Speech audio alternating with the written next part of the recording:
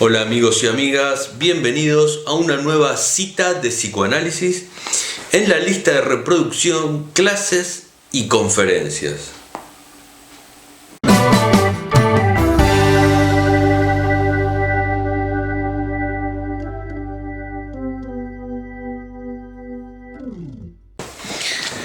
En esta oportunidad les voy a dejar una clase que que di en el Hospital Tornú, en la ciudad de Buenos Aires, Argentina, en el 2019, en el marco de un curso realizado para los residentes. Me tocó en esa oportunidad dar una clase sobre el capítulo 10 del libro de Alfredo Edelstein, Las estructuras clínicas a partir de Lacan, volumen 2. El tema es las neurosis. Así que bueno, les dejo la clase, espero que les guste y nos vemos al finalizar la misma.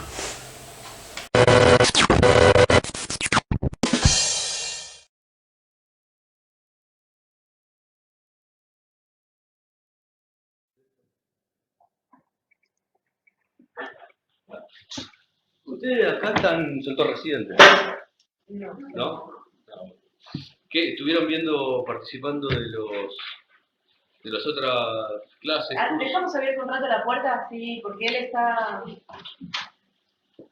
el cambio de aula. Sí. ¿Estuvieron participando de los otros... hola.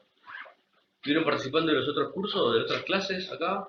¿Sí? ¿Siguieron el recorrido que se vino haciendo? ¿Sí? Acá hablemos, por favor. Que si hay algo que tal vez hayan podido percibir, tal vez no del todo, pero yo no soy docente. Soy docente. Y en general, digamos, la gente que estuvo dando el curso acá en este espacio son todos miembros de APOLA, Apertura para otro Lacan, que tampoco, en términos generales, si bien pueden ser docentes, el espíritu general que se sostiene en APOLA, en Apertura para otro Lacan, es de distinto, o tiende o pretende ser distinto a lo que en general suele ser la posición del que está dando una clase, en tanto es quien sostiene un saber acabado, ¿no? Un saber acabado, digamos, el formato pedagógico tradicional donde el docente, maestro, profesor tiene el saber y los alumnos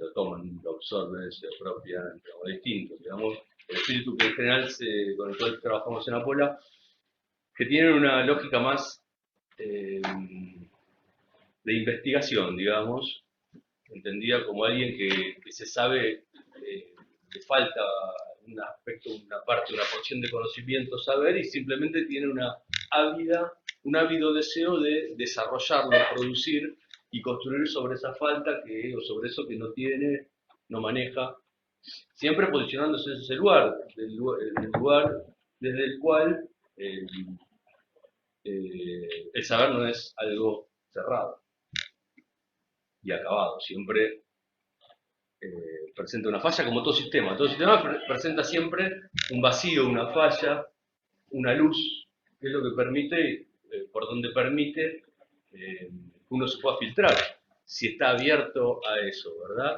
Entrar, pasar a otro lugar, salir de esa encerrona. Y esto pasa en todos los sistemas, en cualquier sistema pasa, no solamente en el saber, en el conocimiento, sino en cualquier sistema que opere como tal. Es decir, que tenga las características de un sistema.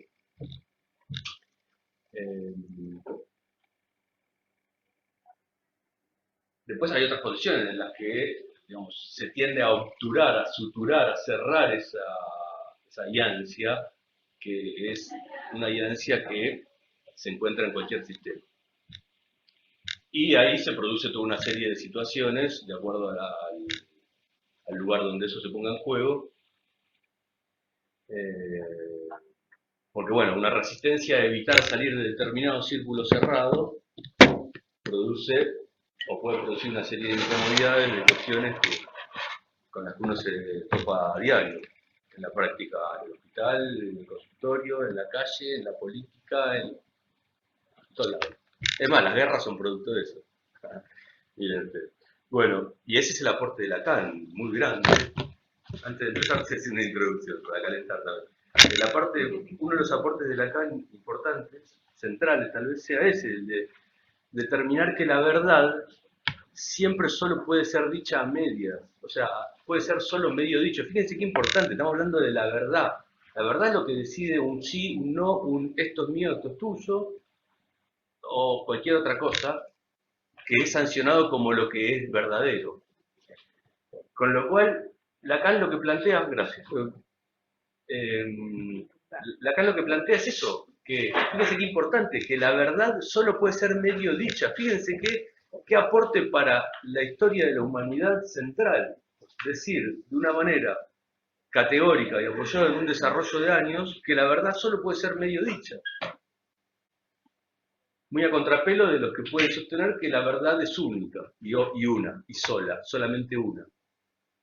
Porque a partir de ese posicionamiento, un posicionamiento en el que la verdad solo puede ser dicha de una sola manera y de una manera única, es que se produce las guerras, para ir al extremo, las guerras. Así que bueno.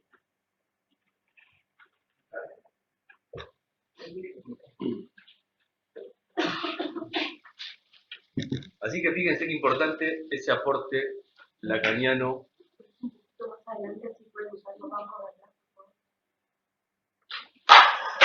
Bueno, hoy vamos a hablar, entonces, el tema que nos convoca hoy es el capítulo 2 del tomo 2 de las estructuras clínicas según Lacan, autor Alfredo Edelstein. El tomo número 1 ya lo vieron supuestamente, o estuvieron en alguno de los encuentros, donde se trabaja el planteo central de la nosología lacaniana, es decir, la nosología que postula Edelstein como del psicoanálisis por venir, que es la nosología forjada a partir de la lógica de lo que trabaja Lacan. Adelante, adelante. En el tomo 1, en los distintos capítulos ustedes han podido ver el desarrollo entonces de la psicosis, lo que queda denominado como campo del intervalo. No, de la holofrasia, correcto, el campo de la holofrasia. Y sus subdivisiones, que son debilidad mental, psicosomática y psicosis, con las distintas formas que toma la psicosis. Seguramente se los habrán dicho en las otras clases, tal vez no. Bueno, estamos en un punto de bisagra en esta clase. De hecho, estaba muy contento yo porque me tocó dar esta clase. Es una clase con un tema bisagra. Tal vez podría decirse hasta que es un tema muy lindo de dar. Es un hermoso tema. Sí, está buenísimo, me encanta. Que es del tomo 2 de esos volúmenes, las estructuras clínicas a partir de Lacan, donde ya empieza a trabajarse en este tomo los cuadros del intervalo, ¿sí? Es decir, neurosis, no, psicosis no, justamente, psicosis estaría del lado de la holofrasia. Neurosis, sí, neurosis, fobia, perversión. Así está organizado. Y este es el primer capítulo, donde vamos a tocar algunos temas importantes hoy acá, para lo que hace a la concepción clínica de la neurosis para Lacan y para esta propuesta que yo hace 10 años estoy trabajando, estudiando en la apertura, antes apertura, ahora Pola. Y en general, digamos, la gente que llega después de un tiempo de formación en distintos lugares.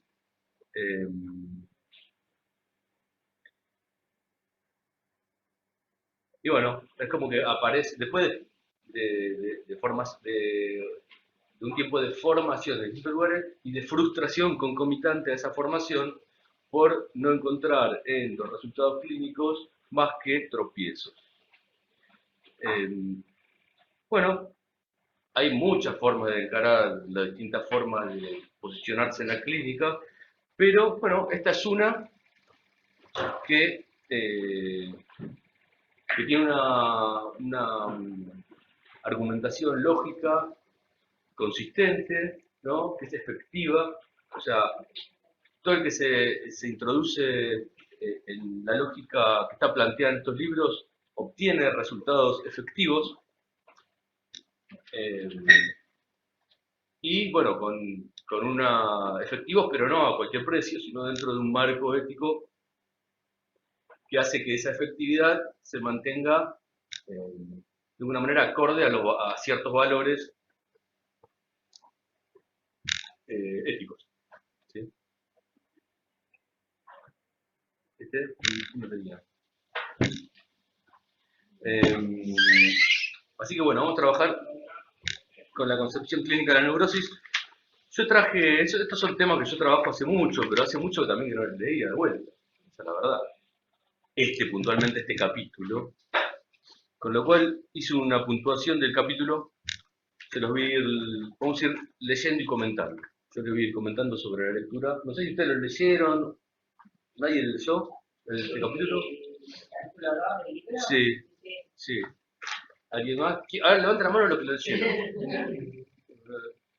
Bueno, 4. Bueno, muy bien.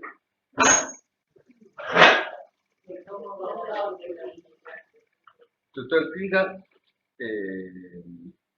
estructuras clínicas de acuerdo a Lacan, tomo 2, capítulo 2, que es donde empieza se llama el capítulo La concepción clínica de la neurosis. Acá cualquier cosa me paran, me preguntan, pero de verdad les digo, no es de una forma coloquial.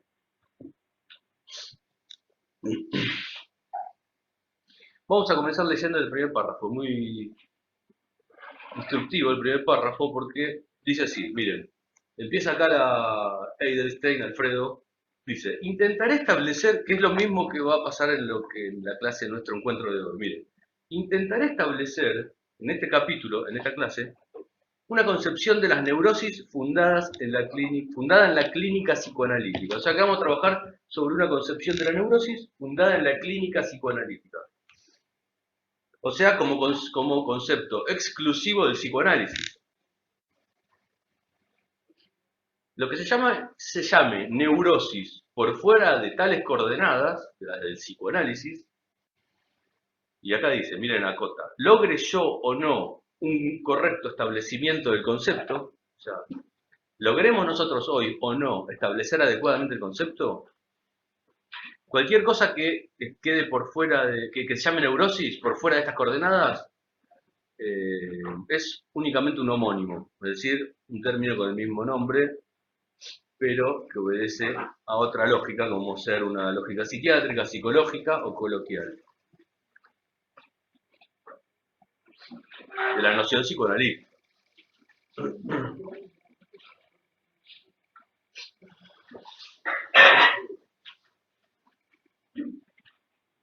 O sea que vamos a hablar de neurosis hoy, sabiendo que tenemos que construir, floja tarea, tenemos que deconstruir y reconstruir el término para hoy.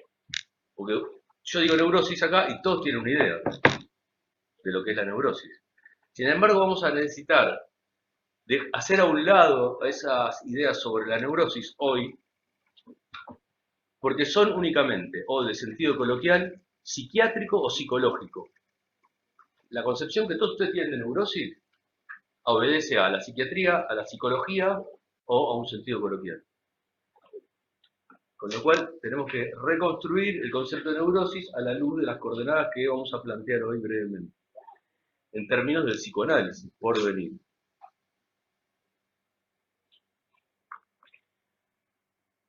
Eso ya, decir esto ya es un montón, ya es abrir el juego y decir, bueno, nos vemos la semana que viene. Una clase en el medio.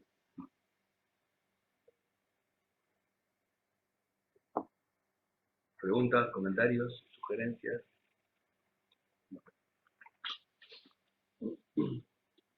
Claro, lo que dice acá, Alfredo, soy un comentador hoy, soy un comentador del texto.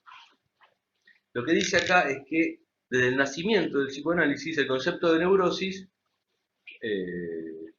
igualmente dice que es una buena de Freud, que se fue utilizado para dar cuenta de las neurosis de transferencia, desde el principio del psicoanálisis. Con lo cual ahí, a diferencia de las neurosis narcisistas, donde se ponía en juego la posibilidad en unas de ser... en la neurosis de transferencia se podía poner en juego la transferencia, en las de narcisistas no. Con lo cual ahí se pone en juego ya algo del orden del otro en juego, que en este caso es la transferencia con el analista, ¿no? Ya Freud lo planteaba en esos términos. Con lo cual ahí ya, digamos, hay algo que a rescatar del la primera noción de neurosis.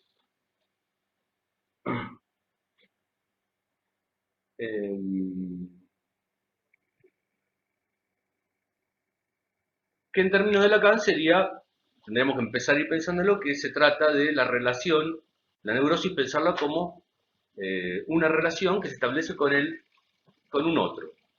¿Sí? Neurosis tiene que ver con una relación con otro.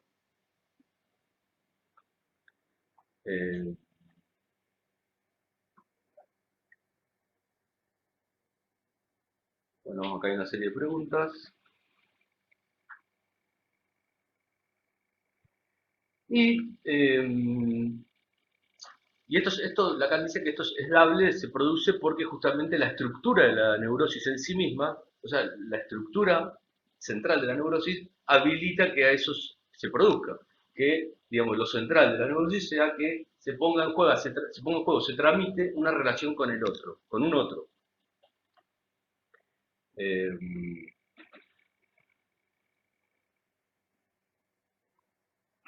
Con lo cual, lo que hace Lacan, la operación en principio que hace Lacan es producir un movimiento de la primera propuesta freudiana, donde la relación era con el analista, es decir, la transferencia se daba con el analista, lo que hace Lacan en principio es producir un movimiento tendiente a que podamos entender que la relación se da con el otro con mayúscula.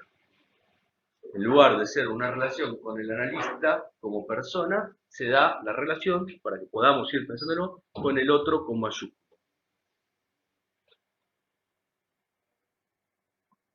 Que ya han visto de qué se trata, pero ahora lo vamos a repasar, igual de qué se trata el otro. Vamos a hacer una serie de distinciones a medida que avancemos para poder ir cercando este concepto de neurosis que estamos forjando hoy, acá. Muy bien. Entonces, en línea con esto, acá lo que dice Alfredo es justamente que lo que hace el psicoanalista, tal vez lo vieron esto, el psicoanalista lo que hace es encarnar un rol social nuevo a partir de una demanda que surge del estado de situación y de la sociedad occidental que no estaba siendo respuesta por ningún actor social.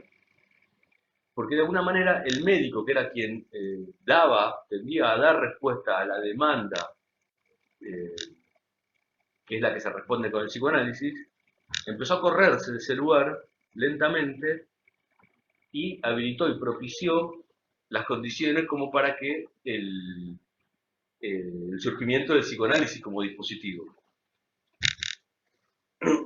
Bien. Muy bien.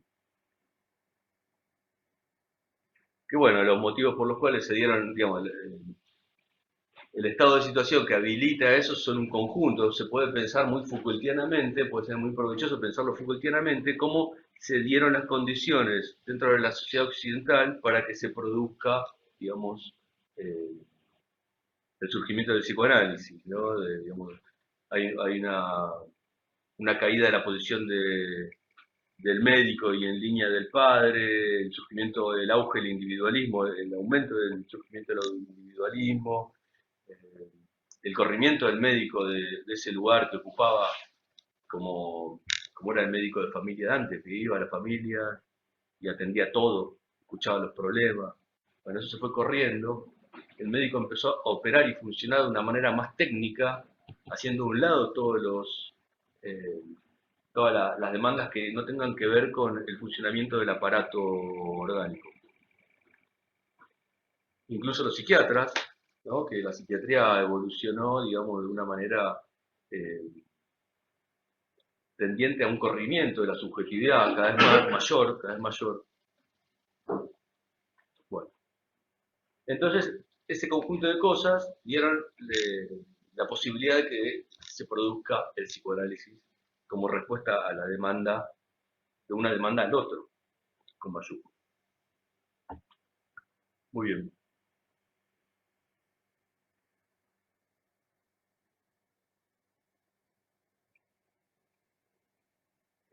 Entonces, lo que vamos a hacer acto seguido es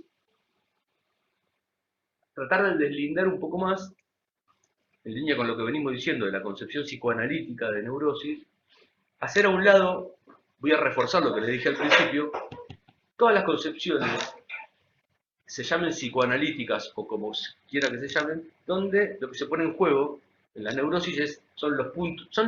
¿Quiénes son psicólogos acá? Todos. Los puntos de fijación de la libido, los desarrollos de las etapas libidinales, los mecanismos de defensa.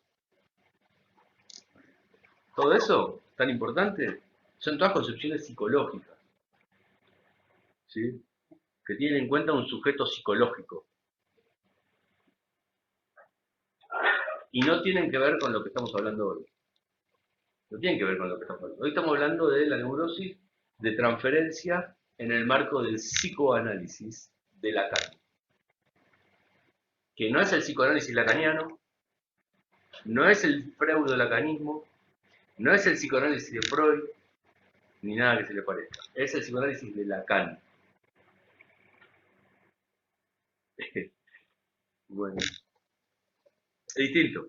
No hay fases erógenas, no hay fase de la libido, no hay desarrollo de libido, no hay regresión, no hay punto de fijación. Estamos hablando del psicoanálisis, la neurosis de Lacan, ¿sí? Todo lo otro son términos psiquiátricos, psicológicos o de cualquier otra índole. Que está buenísimo, uno lo utiliza siendo psicólogo, no digo que no, pero cuando está pensando y trabajando en psicoanálisis, debería hacer, de Lacan, debería hacer a un lado todo eso, porque no se trata de eso. Existe, funciona, opera, está ahí, está acá en la esquina, está acá en la vuelta, está en nosotros. Pero estamos formados así. Pero la neurosis de Lacan no es eso. Y en lugar de eso, la forclusión del nombre de padre sí la recoge acá Eidelstein en el libro como un concepto más relacional que sí, y de Lacan, y no tan imbuido del freudo-lacanismo, no tan ensuciado, que sí es más relacional, con lo cual lo vamos a ir tomando porque nos va a servir para avanzar.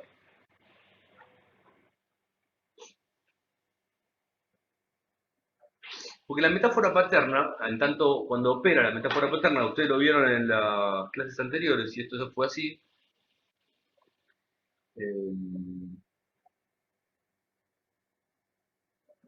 produce un efecto que es la diferencia, la distinción entre el otro y el A. No sé si eso lo llegaron a ver, si no lo vamos a ir viendo hoy. O sea, cuando opera la metáfora paterna, es cuando se produce en el hablante ser, en el hablan ser, que ahora lo vamos a ver,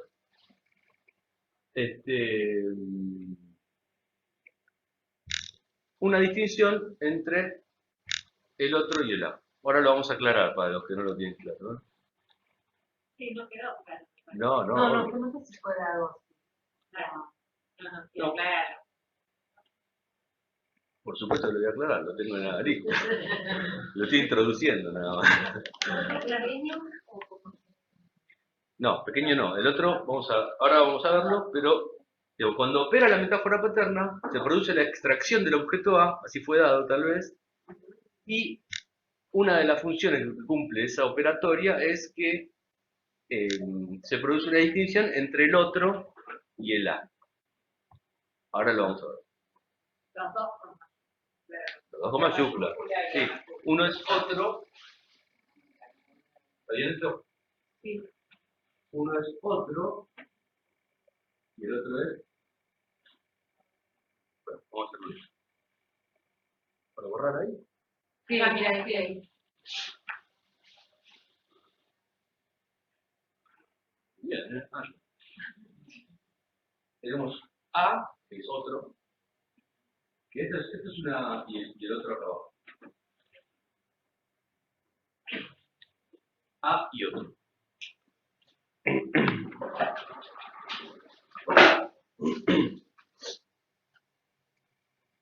Bueno.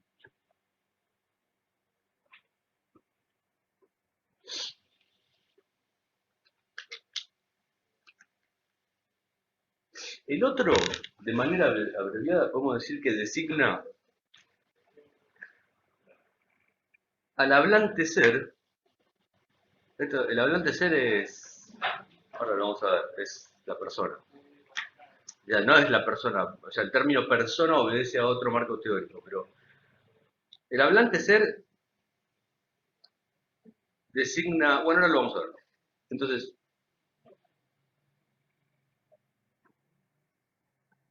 otro designa de manera abreviada al hablante ser que representa realmente, que encarna al A, en tanto el A es el orden simbólico contenido todo en todo el lenguaje natural, como el lugar tercero evocado por cada acto de palabra, donde se aloja la dimensión de la verdad. ¿Qué quiere decir? El A con mayúscula da cuenta del marco simbólico, de la estructura simbólica, donde nacemos todos. Nacemos en un marco simbólico, ¿verdad? En una estructura simbólica. Y el otro es la figura, la persona, el parletre en realidad, que encarna y transmite la existencia de ese orden simbólico. ¿Se los hago más fácil? Mamá. ¿Está bien? Mamá, papá o la figura que lo reemplace. El primero que acuna y humaniza a el infans es quien representa al otro. ¿Quién es el otro? Para ese niño. ¿Y cuál es su función de ese otro? Transmitir El lenguaje materno. transmitir el lenguaje materno, pero en este caso, correcto, transmitir el lenguaje materno como una de sus funciones, pero lo que hace es representar, encarnar la existencia, la preexistencia del orden simbólico representado en A. En A ponemos el orden simbólico. Y el otro encarna la existencia de ese orden simbólico. Por el simple hecho de que el niño, que es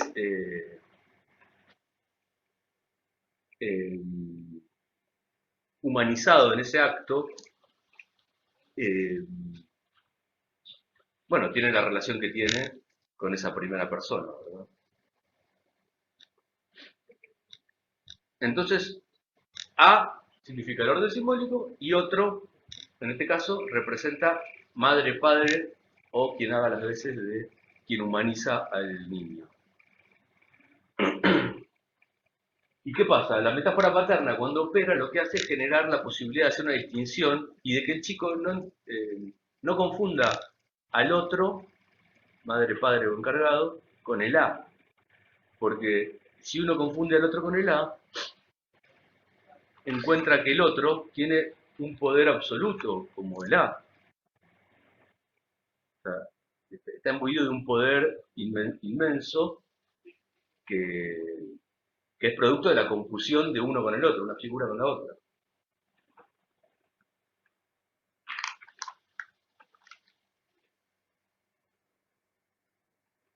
O sea, la metáfora paterna, al operar, produce eso, la posibilidad de distinguir otro de A. O sea, al otro de A. Bueno, hasta acá. ¿Comentarios, preguntas?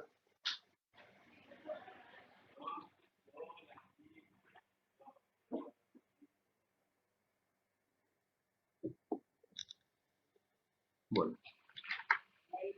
Recién todavía no viene, lo mejor viene ahora. En la próxima. Me parece lo que es bueno de verdad esto, ¿eh? Bueno. Ahora vamos a avanzar, vamos a hacer unas pequeñas distinciones para ir cercando un poco más el concepto que nos interesa de neurosis de transferencia de acuerdo al psicoanálisis de Lacan. Vamos a hacer una distinción entre hablante ser, individuo y sujeto. ¿Sí? También son términos que necesitamos conocer. Hablante ser, entonces, como antes decíamos, sería la traducción de un neologismo de Lacan, que es un neologismo que en francés es parletre, que unifica hablar y ser. Por eso la traducción que le dan, y que Alfredo le da en este momento, que se utilizaba es hablante ser. Claro. En este momento, cuando escribe este libro, lo traduce como hablante ser. Hablante ser, de parletre. Ahora, en este momento de la historia, después del último libro, quedó en hablan ser. Hablan ser. Más fusionador. Y siempre en los dos casos el ser va en segundo lugar, digamos, lo que predomina es el término que se refiere a hablar. Y no por nada, sino que se pone en juego ahí que es más importante y central ese término que el segundo, o que el segundo es producto del primero. Digamos que el ser es una pura ficción, producto del hecho de que somos parlantes. Entonces, este es un concepto que es de utilidad para charlar, ¿no? Porque el hablan ser que encarna el otro, que se posiciona como el otro, que encarna el poder de la, es el hablan ser que ocupa el lugar de la madre, o padre. ¿Y qué le pasa al hablan ser? El hablan ser, la característica que tiene es que es un ser nacido en el lenguaje y que además, y en consecuencia, no puede escapar a la falta de garantía de la verdad propia del lenguaje, digamos, está sujeto de la falta propia inherente del lenguaje, que pesa sobre él produciéndolo como hablan ser, y no como sujeto unificado. ¿Pueden las lunas hablar? Dice ¿pueden los planetas hablar? ¿Vieron que dice en algún lugar?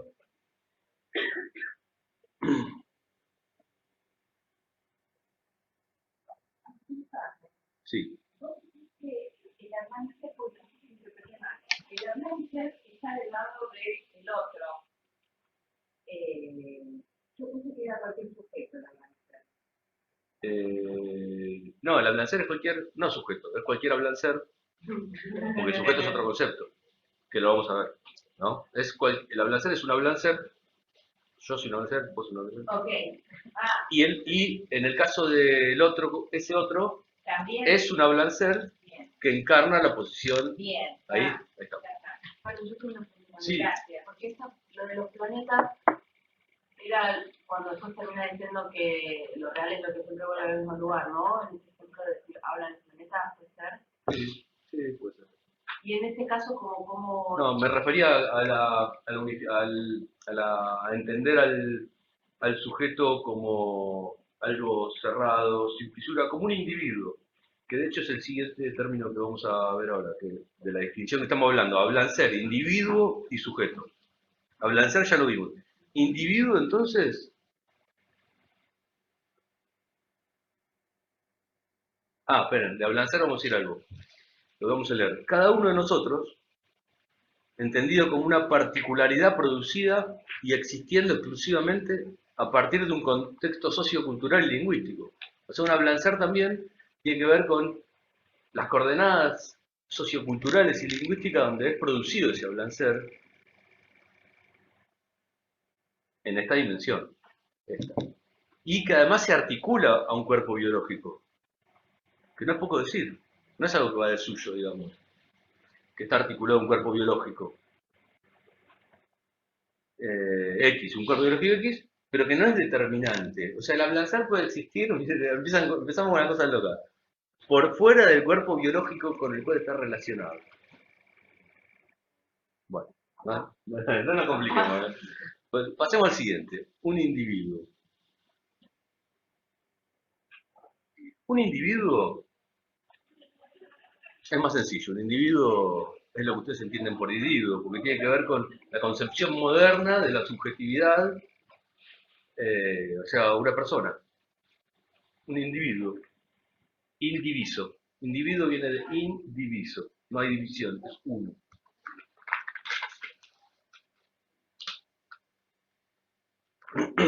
Y el concepto de individuo en estas páginas, en esta charla, lo vamos a considerar como un prejuicio. El concepto de individuo es un prejuicio. Hablar de individuo obedece a un prejuicio. Además es un prejuicio generalizado, no solamente un prejuicio común y corriente, es un prejuicio generalizado porque no es cuestionado en absoluto, nadie lo cuestiona. El hecho de la existencia de los individuos en tanto que tal, es decir, que en tanto que entidades no divididas dentro de lo humano. Un planeta sí,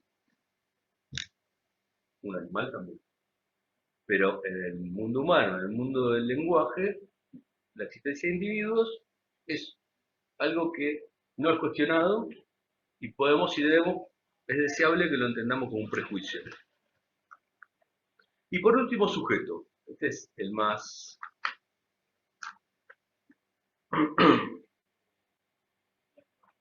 el concepto, el tercer concepto, ¿no? Hablante ser, individuo, sujeto.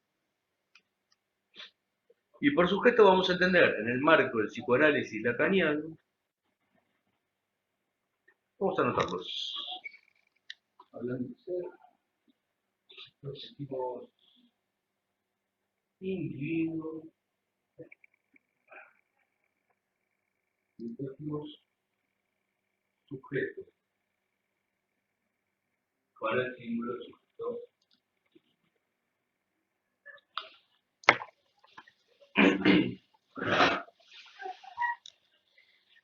Por sujeto se entenderá lo que en francés se designa subject. Subject. Asunto, tema o materia. O sea, un sujeto es un asunto. Es un tema. Luego buscaste bien una francés, la primera sección que aparece es esta. Es eso. No es la de persona, esta aparece muy distinto. Con el desarrollo de las ciencias sociales, de la mitad del siglo más o menos, se empezó a usar en un momento sujeto como una forma progresista de nombrar, sin hacer referencia al género, a las personas. Un sujeto. Lo universal antropológico, correcto. Con lo cual, no se trata de eso. El sujeto acá, para nosotros y dentro de este marco, es un tema. Un asunto, un tema. Continúo. Se entenderá lo que en francés designa sujeto en el sentido en el que solo se lo encuentra en la obra de Lacan. Lo que podría entonces ser mencionado como sujeto lacaniano. ¿Sí?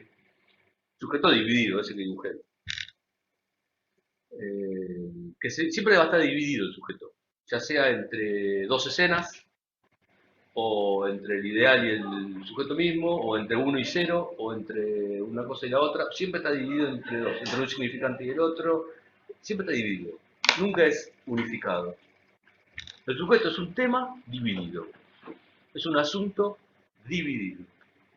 Nunca hace uno entero, siempre es 1 y 0, o alguna forma de la división.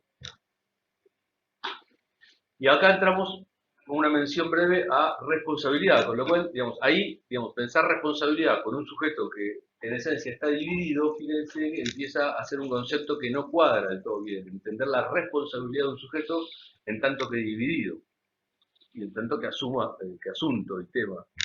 Pensarlo como responsable, bueno, una parte será. No, la otra. Los dos, bueno, no, hay una división. Bueno, ¿cómo consideramos el concepto de responsabilidad en un sujeto dividido.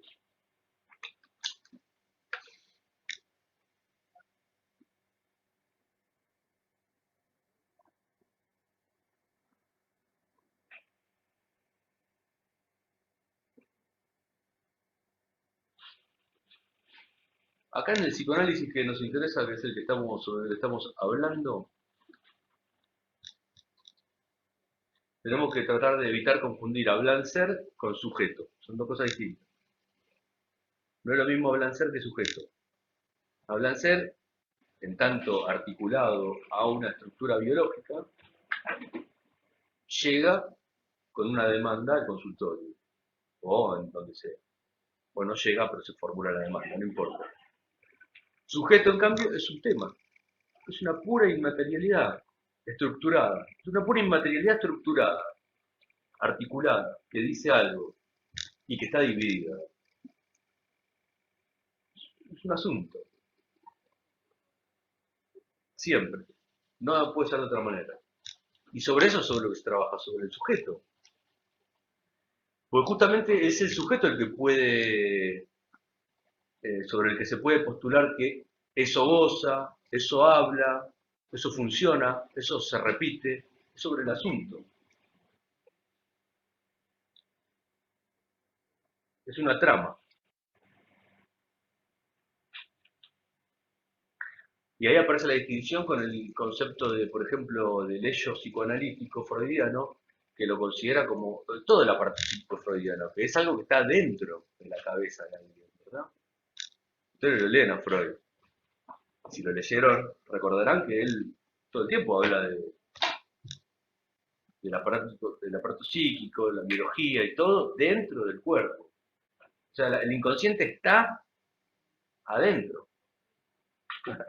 ¿Dentro de dónde está? Bueno, el inconsciente freudiano está adentro porque es un inconsciente distinto, está hablando de otra cosa, Freud. Freud es otra cosa, habla de biología y de psicología, a la que le llama psicoanálisis.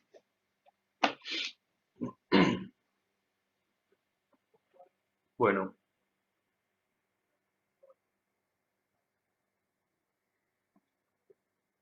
Entonces, no hay que confundir sujeto y hablante ser. ¿Sí? Sujeto y hablante ser. Bueno. Entonces voy a leer esto. Cada vez que utilice, dice Alfredo acá, cada vez que utilice neurosis de transferencia, histeria, fobia, etc., estaré refiriéndome al sujeto. Será un diagnóstico del sujeto, o sea, en transferencia. Sin lugar a dudas, hará falta establecer una posición de hablante ser para poner a operar cualquiera de estos diagnósticos, pero se diagnosticará el entre el analizante y el analista, y clínicamente se operará sobre el entre, o sea, el sujeto dividido trazado entre los hablantes seres participantes. Es decir, todo lo que se va a hacer en psicoanálisis y sobre lo que se va a operar es sobre el entre dos, que en este caso son dos hablantes que se reúnen, por los medios que sean, y produce, entre los cuales se habla. Entre dos hablantes se habla con determinadas posiciones, con determinados encuadres, y una de las dos instancias, en este caso el analista, va a intervenir, es esperable que así sea, sobre el sujeto, va a diagnosticar el sujeto, va a diagnosticar que, y va a hacer mención y efectuar sobre el sujeto y sobre el entre dos, es decir, sobre la relación, o sea, sobre la relación, uno de los dos elementos, sobre la relación, que es esta y esta. O sea, sobre la nada misma, si lo pensamos desde el materialismo ingenuo, pero desde la estructura de lo inmaterial, que es cuerpo sutil, pero es cuerpo. Sobre el significante, es decir, la inmaterialidad del significante estructurada como un lenguaje. Bueno.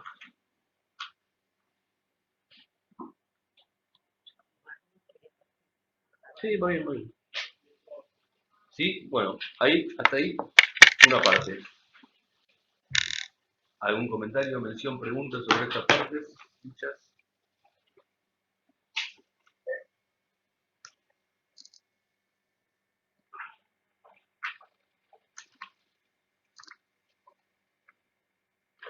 Bueno.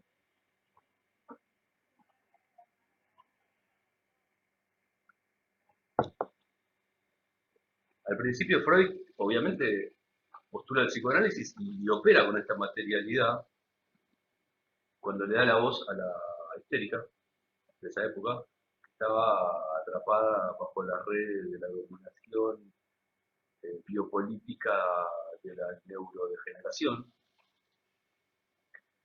Entonces Freud opera dándole la palabra y rescatando de alguna manera a la mujer de ese lugar, a la histérica, y pone a funcionar esto.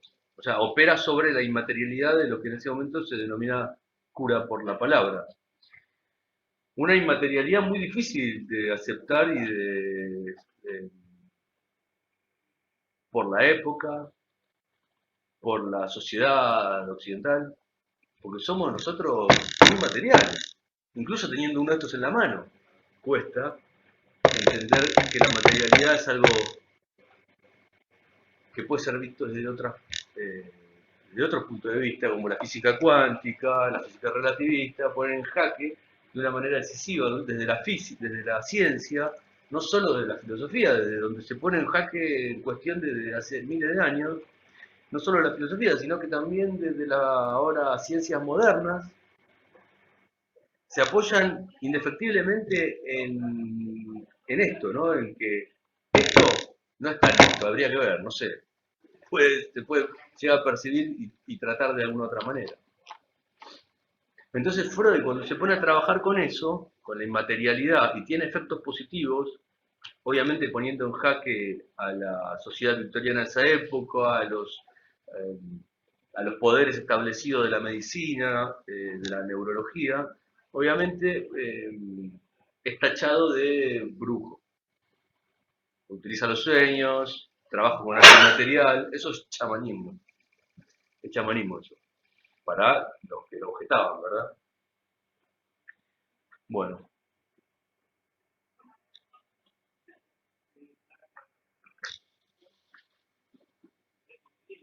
Vamos a pasar al siguiente ítem de este capítulo, que es no hay otro del otro. Dada la situación, vamos a tratar de pasarlo rápidamente, haciendo una pequeña mención, porque no hay otro del otro es un término, una afirmación que atraviesa la obra de Lacan de punta a punta, digamos. Sostiene todo el tiempo Lacan que no hay otro del otro.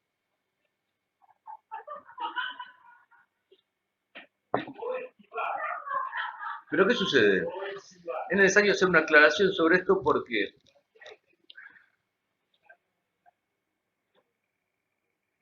los desarrollos del psicoanálisis, digamos, en estos años, estos 50 años, llevaron el psicoanálisis hacia un carril en el que las terminologías de Lacan son utilizadas, extraídas y utilizadas en otro punto, de otra manera. Porque en ciencia ustedes saben que hay algo que se llama programa científico, no sé si recuerdan eso. Digamos, el movimiento de la ciencia se puede ver de distintas maneras. Se puede ver como desde el punto de vista de Kuhn, o sea, por medio de cambios de paradigma, o sea, se produce un cambio de paradigma donde toda la comunidad científica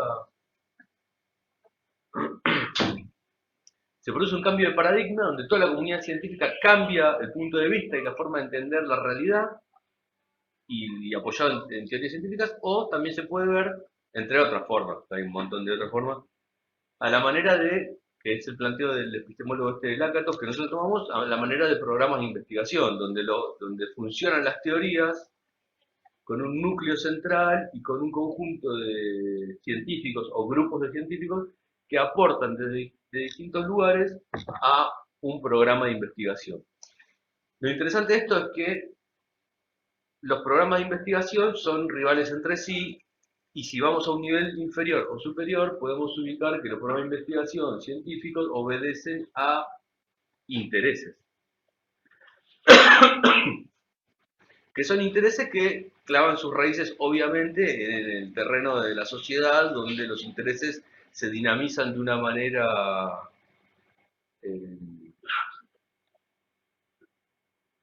de la manera según la cual se trata de intereses económicos, ¿no? Hay intereses creados que hacen que, por ejemplo, los laboratorios que producen medicación y un montón de soluciones a problemas reales, los problemas reales son bárbaros. El día que si me toca enfermarme, tocamos madera, espero tener un laboratorio cerca, pero no importa, hay intereses creados que tienden a que determinadas teorías científicas proliferen y otras no. Es sencillo, es sencillo. Eso es muy, muy básico. Bueno. Entonces, los programas de investigación son rivales, defienden intereses teóricos rivales. Y los programas de investigación que se ocuparon de desmembrar lo subversivo de la teoría lacaniana, produjeron, por ejemplo, una formación como que no hay otro, o el otro que no existe. Hicieron congresos para decir el otro que no existe, el otro que... Cuando el otro es un punto teórico central en la teoría de Lacan, que atraviesa toda tu teoría y que si la extraes, bueno, empezás a sacarle las... Estás hablando de otra cosa ya. O sea, desmembrar lo subversivo de la teoría lacaniana.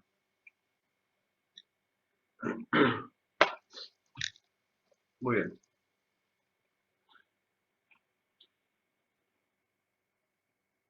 Por eso es necesario comentar brevemente el concepto de no hay otro del otro de Lacan. ¿Sí? Que Lacan lo dice todo el tiempo, no hay otro del otro, no hay otro del otro. Y se está refiriendo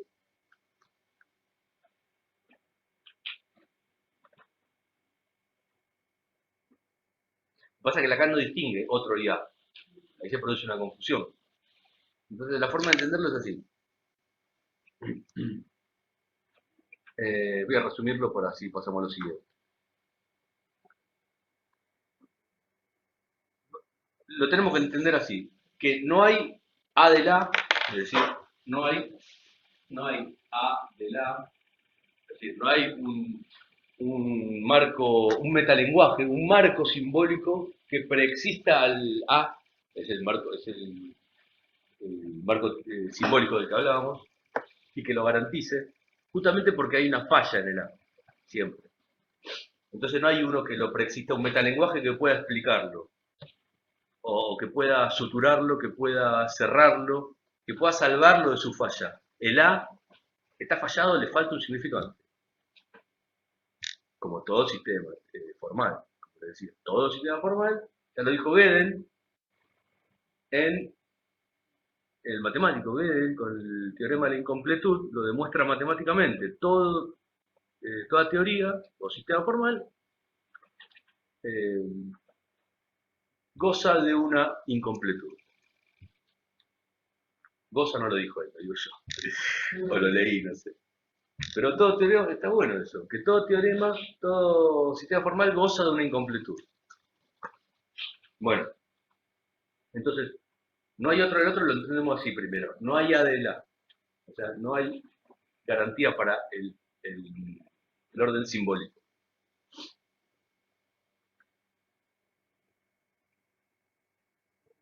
El A carece de otredad. El orden simbólico carece de oposición. No hay metalenguaje. Que en la enseñanza de Lacan se entiende de la siguiente forma. En A falta siempre un significante. Que se escribe también, en la teoría de Lacan se escribe el significante de la falta del otro. El significante de la falta, este es el otro, falta, barrado, que sería, hace mención a la falta del otro, y el significante que le falta. Consecuentemente, no hay garantía para ninguna verdad, ni identidad para el hablancer. O sea que las identidades que cada uno tenemos para la teoría lacaniana del psicoanálisis son pura ficción y siempre gozan de una falta, con lo cual ninguna identidad tampoco se puede cristalizar, siempre son móviles. Con lo cual las identidades son móviles y los cuadros se pueden curar, es decir, modificar, mover de un lugar al otro. Por más que venga cristalizado un caño, venga un caño ahí, el más caño de todos, sin tela para cortar, ninguna. Ese caño, el que no tiene ninguna tela para cortar, es un monstruo total, que uno lo mira y dice, chao, esto no hay nada que hacer acá. No. En tanto, significante la falta del otro, todos los casos son susceptibles de producir modificaciones, que lo modifican incluso completamente, lo den vuelta completamente, o lo tuerza un poquito, favorezca la modificación parcial, que con un poco de ayuda puede llegar a una modificación total. O sin ninguna ayuda, eso depende. Son reversibles los conceptos en general. Sobre eso aumenta también el hecho de la falta de una verdad absoluta, que los conceptos son completamente reversibles siempre, y cada vez. Bueno.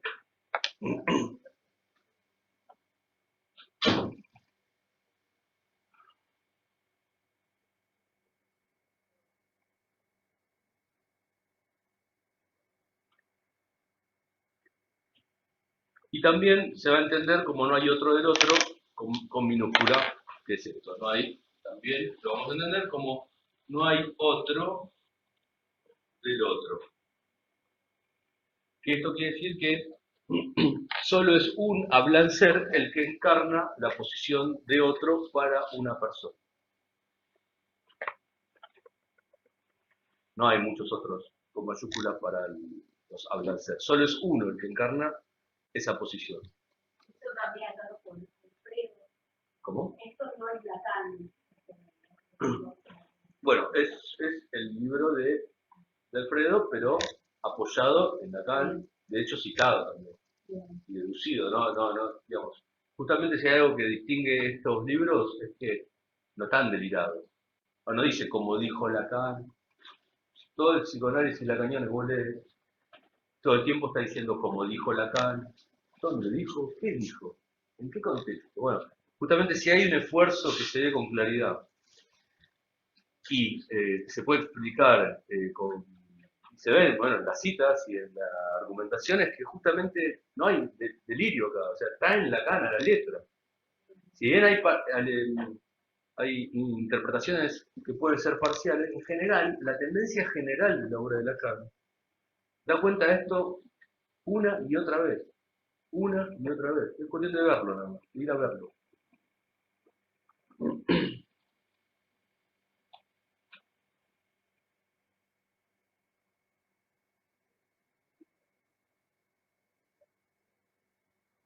Y sobre todo el otro que se da, o la madre, o no hay posibilidad de que sea padre. No. ¿De acuerdo? Este pasaje es solo uno. Solo una instancia lo encarna, mirá, te lo leo. No hay otro del otro, como en minúscula, solo una instancia, mamá, papá, la pareja parental, unificada u otro, o sea, pueden ser dos personas. O sea, solo una instancia lo encarna.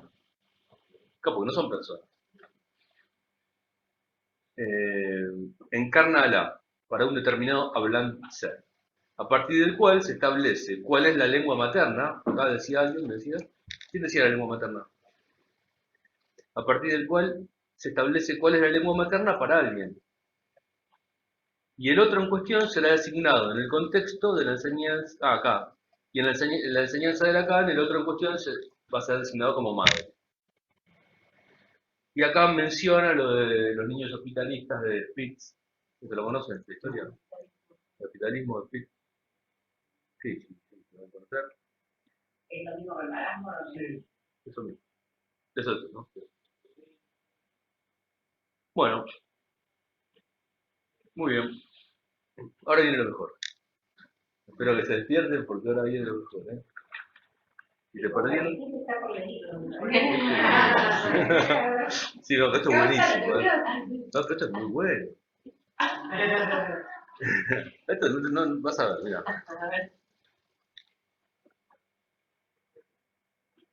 Entonces, producidos los efectos de la metáfora paterna, la función del otro se puede desplazar. Se desplaza. O sea, la función del otro se desplaza. Se transfiere. Correcto. Hay posibilidad de transferencia de la función del otro. Si de acuerdo a estas líneas teóricas, sí y solo si la metáfora paterna operó. Esto pasa solo si operó la metáfora paterna. Porque si no operó, desde el origen de la lógica de un caso, no operó, no operará. Ya, no operará. Con lo cual, ese hablancer, ese asunto no será plausible de producir neurosis de transferencia. ¿Por qué? Porque va a haber una confusión entre la función del otro con minúscula y del otro con mayúscula. En tanto, no operó la metáfora paterna. Se hace imposible el desplazamiento de la función del otro.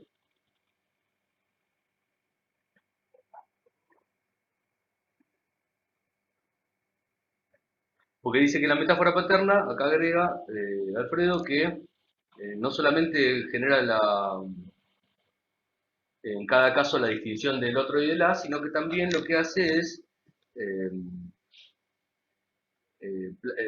habilita la lógica de las relaciones recíprocas entre ambos, entre otro y A, lo primero que dibujé ahí, otro y A, en tanto son distintos. El A tiene coordenadas estructurales, el A con mayúscula tiene coordenadas estructurales. Y el otro, que es la encarnadura de la con mayúscula, tiene coordenadas históricas. El otro, mamá, papá o reemplazo, tiene coordenadas históricas.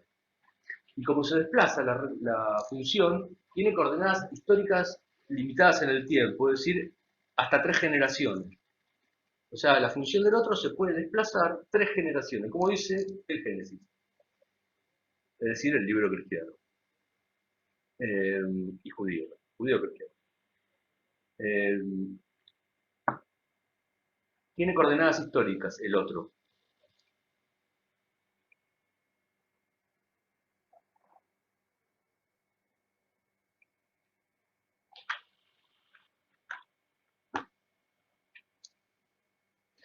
Bien. Hasta acá, voy a leer esta parte. Hasta acá hay que advertir que todos los argumentos son relacionales. Si ustedes se fijan, establecidos entre seres hablantes y nunca individuales. Son relacionales los conceptos que estamos manejando para pensar la neurosis de transferencia. Siempre se trata de vínculos en el psicoanálisis, jamás de una persona. Nunca se trata de una persona, jamás. Los tipos clínicos son tipos de relaciones. A diferencia de las categorías de la psicopatología que diagnostica individuos. Un neurótico, una histérica, un obsesivo, un esquizofrénico, un paranoide. Acá no estamos trabajando con eso, como les decía al principio. Estamos trabajando con vínculos y relaciones que vamos a diagnosticar, leer y sobre el que vamos a operar en transferencia y en el entre dos.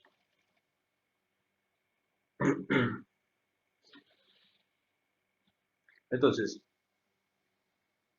vamos a establecer ya mismo, así vamos estableciendo que neurosis de transferencia es un tipo clínico, una estructura clínica, caracterizada por una relación entre un hablancer y otro, con mayúscula. En la que, a diferencia de las otras posibles estructuras, el hablante ser en cuestión se hace cargo de la falla del otro. La que propongo escribir de la siguiente forma.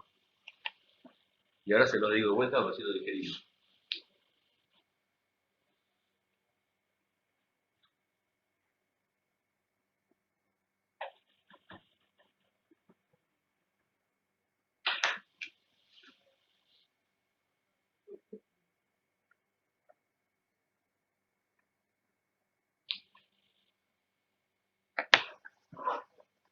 Entonces, la neurosis de transferencia es un tipo clínico en el que se pone en juego una relación entre un hablancer y el otro, y donde la característica central es que el hablancer se hace cargo de la falla del otro. En la neurosis hay alguien que se hace cargo de la falla del otro.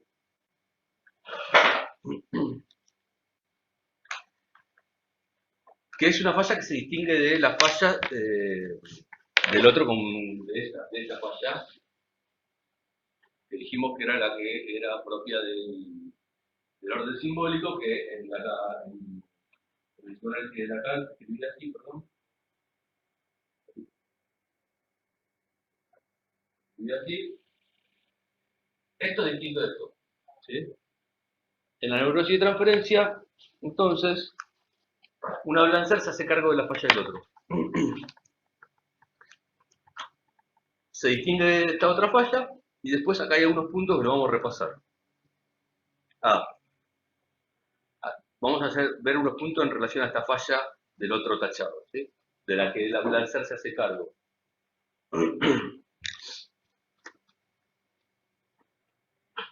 Esta falla del otro, esa, tiene coordenadas temporoespaciales, primero. O sea, lo que le decía antes, está ubicado en tiempo y espacio, en 3 generaciones, en el margen de 3 generaciones. Hay un neologismo de Lacan. ¿Hasta qué hora tenemos tiempo? Hay un neologismo de Lacan que es etrenel, y mezclas ser, en etre, ser, y en él, y mezcla con eternidad. No sé bien el término francés. Etrenel mezcla ser y eternidad. Y hace mención a, es una crítica del neologismo a la concepción de la eternidad en tanto que tal. Es una concepción, la eternidad es propio de una concepción, bueno, nos morimos y nos vamos a la eternidad, básicamente, ¿verdad? Sí, es una concepción de la temporalidad ante la cual, en principio, podemos decir, para no profundizar, sí, pero básicamente la eternidad es algo que para lo humano no corre, no va, lo eterno no es algo con lo que se pueda operar, digamos, de alguna manera. Pensar que hay algo eterno en lo humano, me parece que en esa dirección. Bueno, entonces la falla del otro tiene coordenadas temporoespaciales. B. Es evidente, la falla del otro, independiente de cualquier distingo sobre la conciencia o no del asunto, para el hablancer opera como que esa falla es verdadera. O sea, el punto B dice que es una falla que es evidente y no es cuestionada para el hablancer que la padece, la soporta. O sea, el hablancer que soporta, que se hace cargo de esa falla, es una falla que, sea consciente o inconsciente como la registra, es una falla no cuestionada, digamos. Operante, es eficaz.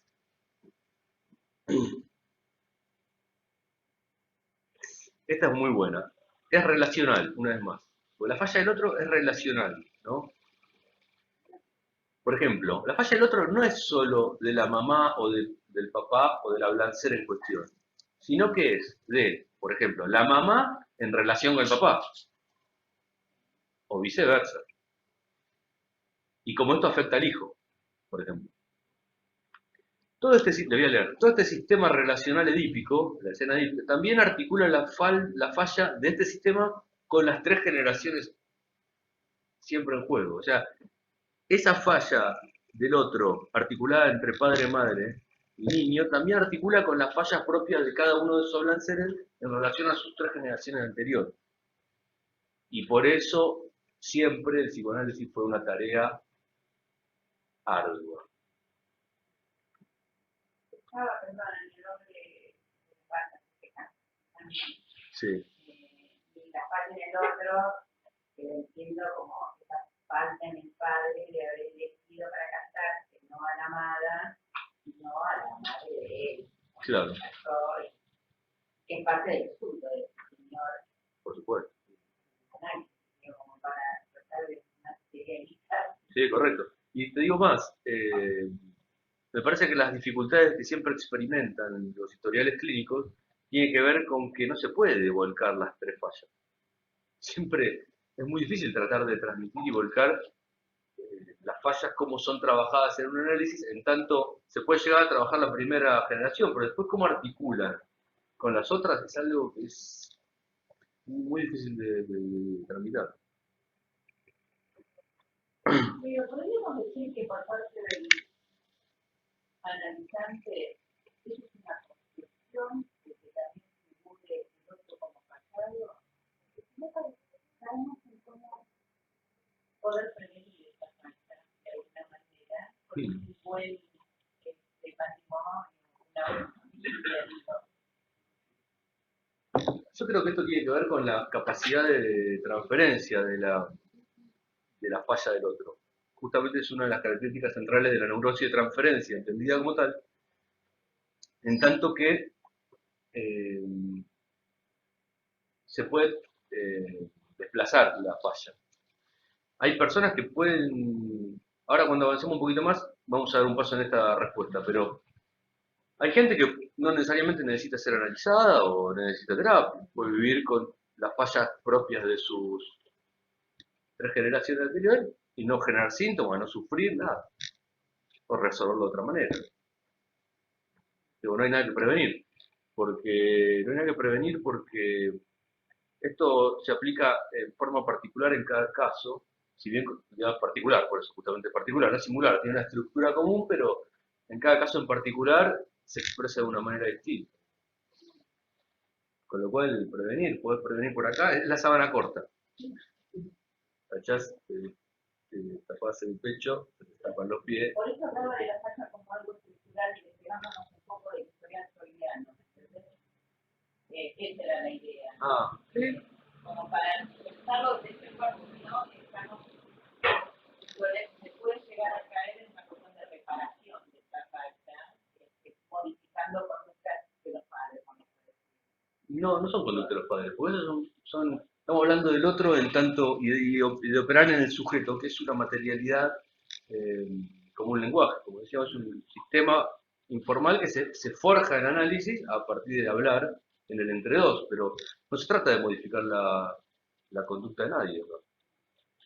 Para tener una idea de las fallas, entonces esto, para conceptualizar la falla como una cuestión no del orden de la historización, sino que del orden de la historización del que está en el análisis, nada más, eso es lo que quiero. Yo creo que entiendo lo que uno hace. A ver. Ella habla respecto de algo histórico, que dentro de lo, más adelante lo va a decir, que no es del otro como tachado, sino que las fallas estructurales, pero a nivel de la que encarna ese otro. Sí.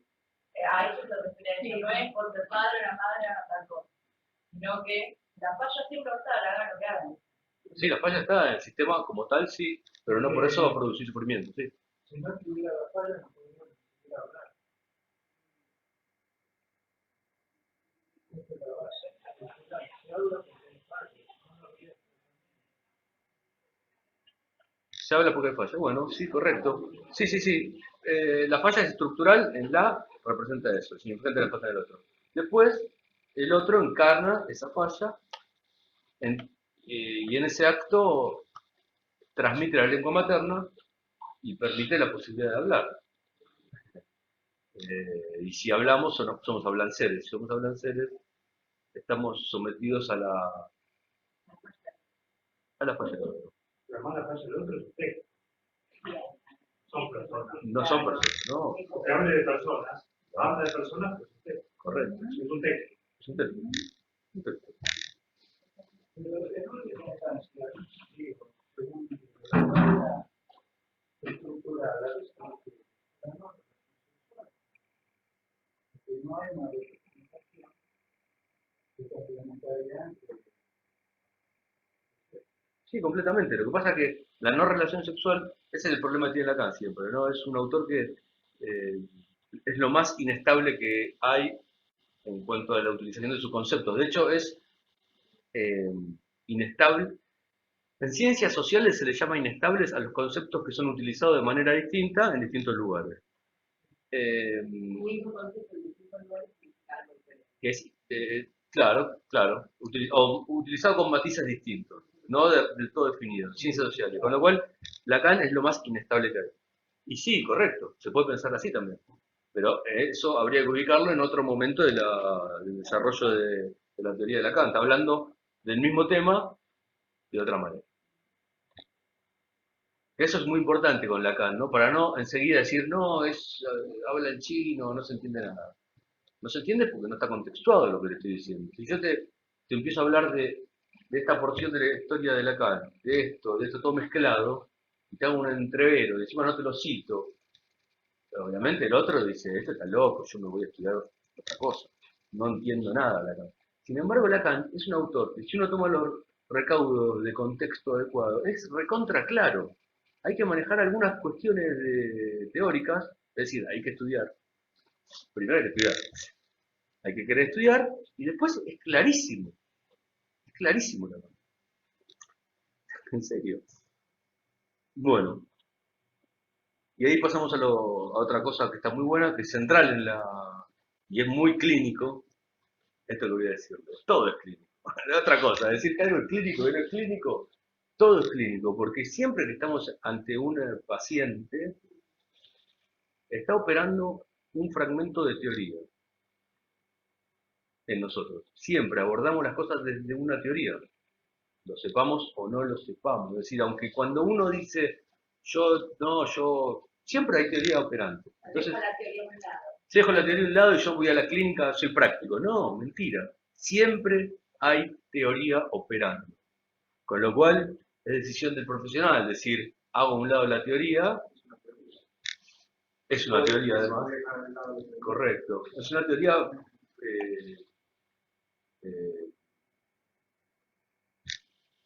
equivocada, ¿no? De movidas. Entonces, siempre hay teoría operando. Bueno. Continuamos con la falla del otro. Otra de las características de la falla del otro es que es sancionable. Es sancionable. Le corresponde una sanción. O sea, que no se trata solo de una falla, sino que también, claro, no solo se trata de una falta que implica 3 generaciones, sino también de la ausencia de 2 sanciones. O sea, no solo, fíjense cómo siempre estamos trabajando en el vacío. No solo tenemos 3 generaciones con sus fallas, sino también 2 sanciones ausentes. O sea, 2 sanciones ausentes. Y acá es donde yo me hago el lío. Por eso vengo hablando del tema de qué falla están hablando. Que no es sancionada. Sí. La falla que es soportada en el otro, en tanto encarna a la. ¿Sabes? Interpretarla, leerla como falla. Leerla. Leerla implica hacer la operación de lectura implica materializar algo. No es sanción como castigo, entiendo. No, no es castigo. No. Sanción como dependiendo de qué manera se le ponga algo como sanción. Y la sanción implica que una lectura materializa la existencia. Sería lo que circula entre generaciones, como no dice, que es lo fundamental. Sí, correcto.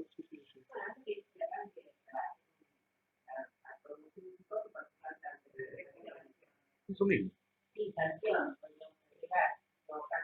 Sí, en ese caso el psicótico o la psicosis, sin operatoria adecuada del nombre del padre, es decir, que produzca la posibilidad de que el parler 13, el hablancer, pueda hacer una distinción adecuada de la potencia del otro y del otro con minúsculo. O sea, hay una sanción no realizada, 1 o 2 o 3, en ese momento, digamos. Ya sea, puede ser que no haya operado 2 generaciones atrás y que ahí sí se traslada y el cuadro que se genera es en relación a él. Se ve mucho en los hijos o nietos de personas que vienen de la guerra. No sé si vieron, hay gente que viene, no siempre, pero hay mucha gente, yo he notado mucha gente que todos tenemos abuelos o bisabuelos eh, con historia. La gente que tiene abuelos muy sufridos de las guerras europeas, muchas veces, o padres, eh, bueno, producen fallas que se trasladan de alguna manera. Bueno, Ahora, mis nietos, yo me psicoanalizo de alguna manera en una canción operada. en Mis el- nietos no van a tener ningún trauma. Entendiendo que soy Claro. no hay posibilidad de que no haya Hay algo falla. que es estructural. Pero la falla igual solo aparece con la sanción, sino como vos decías, o sea, uno sigue con su vida de mierda, ponele y no te importa nada, o qué sé yo, o sea, la sanción es leída a partir de que hiciste un psicoanálisis para detectar una sanción que es un texto que te está afectando hoy, pero que no tiene que ver con que tus abuelos vayan a la guerra, o sí, pero... Eso son muchas preguntas. Yo no puedo responder todo eso. Vamos por partes. Primero, de trauma no estamos hablando acá. Trauma obedece a un marco teórico diferente. No hay trauma. Falta. Ahora estamos hablando de falla. Bien. Pero vos trajiste trauma. No, está bien, para hacer la diferencia. Y vida de mierda, tampoco. Habría que pensar en malestar y demanda de tratamiento. ¿Sí? En este marco teórico que estamos hablando. Por eso no todas las personas son analizables o no todas las personas pueden acceder o tramitar un tratamiento de esta índole. Muchas se conforman con un psicólogo, un psicoanalista, un médico, la masajista, la depiladora o un chamán. Pero el que no consulta, no sé, ¿entendés como eso? Como... Claro, eso, como que es necesario que la persona, bueno, eso, como que haya asumido la falla, que tenga ganas de hacer algo con eso, porque si no, como me parece algo que existe. Sí, a veces que uno entra en un espacio terapéutico, no necesariamente, a veces pasa la cosa sin que uno lo pretenda. De hecho, parte del distingo del inconsciente freudiano y lacaniano tal vez tenga un poco que ver con eso. Quiero decir, alguien puede ingresar en un espacio por un motivo particular, terapéutico, de ayuda, lo que sea, y si tiene la suerte o la desgracia de encontrarse con alguien que tiene herramientas como estas, puede que se produzca algo del orden del psicoanálisis de estas características. No necesariamente, pero puede pasar. Una mención que me parece que hace Alfredo es que para que se inicie el análisis, que te hablan de ser, tiene que asumir la falla del otro. Tiene que estar en posición de asumir esa. Sí, vamos a eso. Es el punto que sigue, de hecho, que es otro de los ítems que están tan buenos de ser tenidos en cuenta. La falla del otro tiene que ser justificada como propia, ¿no? Habíamos dicho, por el desplazamiento. Entonces, a partir de la escritura propuesta, la de otro, Barrado, y teniendo en cuenta que el hablante ser en cuestión, en el caso de un sujeto de análisis tipificable como neurosis de transferencia, asume como propia la falla histórica y no sancionada del otro, el circuito recién descrito puede transcribirse mediante un esbozo de la siguiente escritura algebraica. Teníamos entonces esto, acá aparece el yo, el otro Barrado y el yo, se produce un desplazamiento de la falla entonces, que queda entonces así. Y vamos con eso que estaba diciendo acá. Bueno. O sea, la falla queda, se traslada del otro hacia el yo.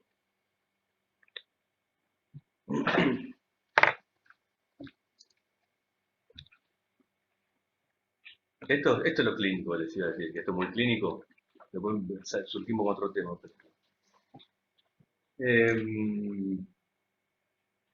Solo es posible el análisis en los casos en los que el sujeto en cuestión se sostenga de un hablancer que se posiciona como lo que sucede es que yo fallé.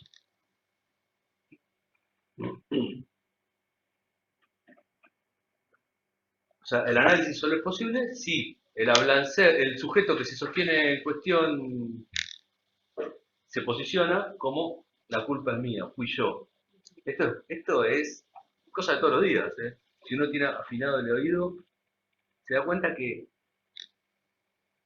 después de varias sesiones, de varios encuentros, si uno afina la forma de preguntar, empieza a encontrar que por debajo, incluso de casos más graves, está esta partícula. Yo fui. No, la culpa es mía. En realidad yo debería haber. En realidad yo tendría mi culpa, yo. Se van a ver. Ahí está la fricción del yo. Y de un yo que se carga sobre sus hombros la falla del otro.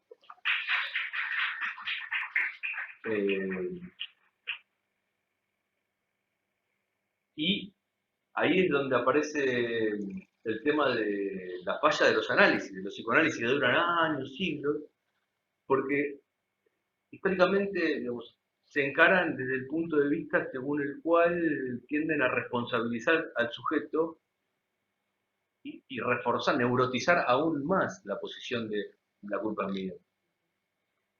Lo que sucede es que usted rechaza la castración, dice uno, ¿no? Usted quiere ser perfecto. Usted no quiere reconocer que todo no se puede. ¿Se dan cuenta? Son todas intervenciones neurotizantes. Usted no quiere admitir su falla. Son todas formas, más lacanianamente, dice acá Alfredo, miren, le quieren hacer, usted tiene que hacerse responsable de eso, no culpable, responsable. No, usted no es culpable, pero responsabilidad hay que hacerse cargo. Dice, como decía, y uno termina en Freud, el hombre de las ratas, que le dice, sí, mi capitán, le dice. Cuando Freud le dice, bueno, se acabó, acá en 5 sesiones terminamos, ahora sí que vamos resolviendo los traumas, le dice Sigmund, y a él le sale, sí, mi capitán. Sí, mi capitán. Porque la resistencia, en último término, siempre es del analista. Y a esto se refiere Lacan cuando dice que la resistencia es del analista. La resistencia es del analista a no producir un análisis en la persona que está ahí autoflagelándose y diciendo que la culpa es mía. Y la resistencia del analista es cargar las tintas sobre eso, ¿no? De una manera muy particular, también tomado por otro de los prejuicios muy importantes que operan de una manera constante en la clínica, que tienen que ver con uno de los ideales fundamentales de nuestra sociedad actual, judio-cristiana básicamente, que es motivo de resistencia y que es la siguiente: amarás a tu padre y a tu madre. Eso es un prejuicio grande. Amarás a tu padre y no los criticarás. Le debes la vida, trabajaron por... No los vas a criticar, ¿eh? Amarás a tu padre y a tu madre como a ti mismo. Acá se pregunta Alfredo, ¿no? ¿Por qué esto tiene que ser obligado? ¿Por qué tiene que ser obligado? Amarás a tu padre y a tu madre. ¿Por qué? ¿Por qué hay una obligación que pesa sobre eso?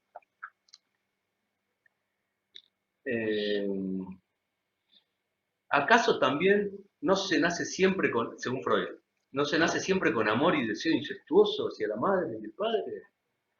Es notable que haya que obligar a amar a quienes se supone que siempre y obviamente se aman.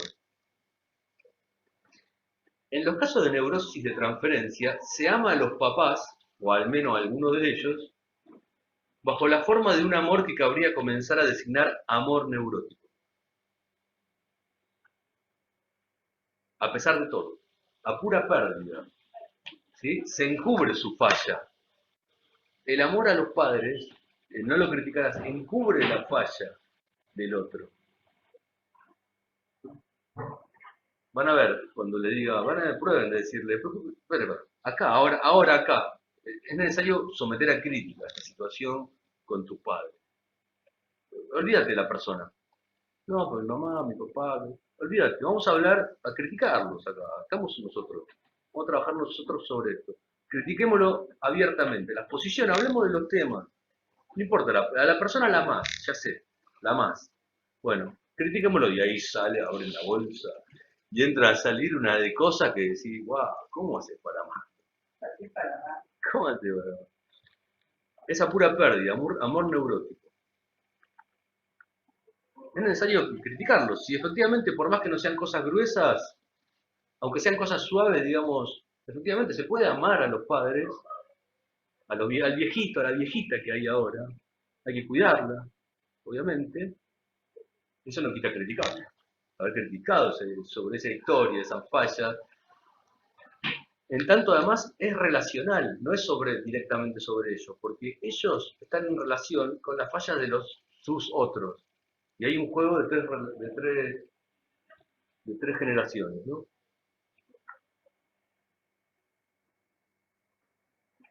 Y también hay que considerar las fallas que quedan encubiertas bajo el amor a los hermanos, la pareja, los amigos, tío y así. Porque son transferencias, son de desplazamiento de segundo nivel, que encubren a su vez al otro edípico. Siempre hay por detrás la falla del otro edípico primero, que después puede desplazarse y sostener esas relaciones que le llaman tóxicas ahora, de pareja, o la relación con los hermanos, o con los amigos, y sostener esas relaciones de castigo eterno, de sufrimiento constante, de profundo sufrimiento o de malestar grave, porque es el hermano, porque es la hermana, porque es el amigo. Y en realidad lo que está pasando es que está siendo encubierto la falla del otro sobre la que el neurótico se hace cargo, porque está en la esencia de la estructura de neurosis de transferencia, hacerse cargo de la falla del otro.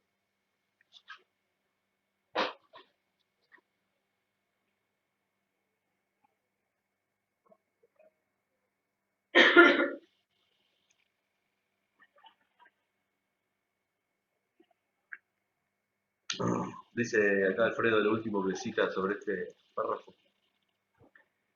Dice que cuando se produce una demanda de análisis, cuando esto pasa, que la persona va y dice, no sé qué, le dice al analista, al psicólogo, no sé qué me pasa, vela un no saber del analista. Porque ¿cómo puede ser? ¿Cómo puede no saber esa persona que en tanto no le contó nada a ese analista, psicólogo, no sabe tampoco lo que le pasa? Tampoco sabe lo que le pasa. ¿Le nota? El paciente viene y dice, no sé lo que me pasa, dígame usted. Está velando el hecho de que él sabe bien que no le contó nunca lo que le pasa, con lo cual le supone un saber, efectivamente, por medio del cual está velando la falta del otro también, otra vez.